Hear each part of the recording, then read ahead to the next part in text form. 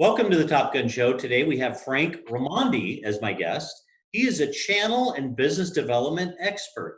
He's a senior vice president of global channel and alliances for the ICN Group. With more than 30 years of strategic and channel development experience, Frank provides a down-to-earth approach to channel marketing development.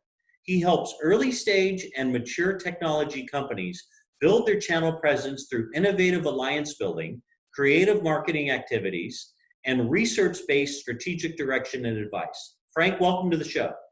Thanks, Steve. It's great to be here. I appreciate the opportunity. Yeah, I couldn't wait to have you on the show because I have a couple of great questions for you that I think everyone wants to know. What do you think the future is of the indirect channel? Wow. Okay, that's the big question. It's 64,000 maybe in the old days, but I really call it more of a $64 billion question or more. It's the variables this year have just been added the complexity of really what it's going to be, but there's no doubt that it's going to be, and it's going to be significant. There's no reason or ability for a manufacturer or a service provider of any sort to just be selling direct and deliver direct. There's going to be an increasing need for an indirect channel in many ways. So it's going to be there and be there strong. Yeah, I totally agree with that. How important is it that providers be looking for alliances at different levels? It's critical. I think it's ever increasingly important. The old saying is, it takes a village to build a community. Well, in the IT industry and technology today, it takes an ecosystem, right? And an ecosystem is ultimately tons of different alliances. Some at the technical level, some at the sales level, some at the marketing level, and everything in between, financial levels in cases with funding and credits. So it's an alliance can be as simple as just making sure your products work together, right? It can be an actual sales fund, co-funded type of alliance. But my time at Intel in particular was totally driven by alliances and building out a channel alliance program worldwide.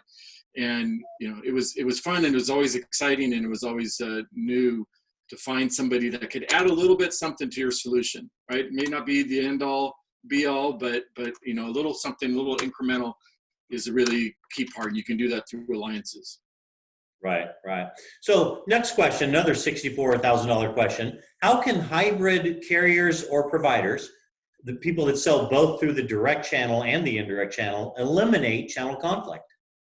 Well, conflict always usually comes from miscommunication. So the three things I want to feature in avoiding the conflict is communicate some more, and communicate even further.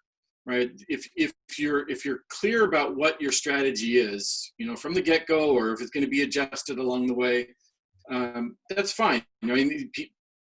Companies adjust, partners adjust. There might be demand ebb and flow, but if you can communicate what your strategy is for, when a customer becomes direct rather than through a partner, it gets to a certain size, or maybe the end user is, specifically requesting it. But as long as the communication on the front end and the remuneration on the back end, or helping the partner that's done a lot of the development, the seeding, the development, the time to get that customer buying, that's a lot of personal investment and time, and they've made some money along the way selling the products. But if that all of a sudden gets cut off because the customer wants to go direct, then that's a huge no, right? I mean, that just is bad without any compensation. If the partner knows that it gets to a certain size, hey, maybe switches over, as long as I'm still going to get compensated for that, then I'm going to contribute or keep contributing. If they don't, and they get screwed over along the way, then partners have a long memory, and that vendor is not going to do well with that, either with that customer, that partner directly, or others, because the word will get around.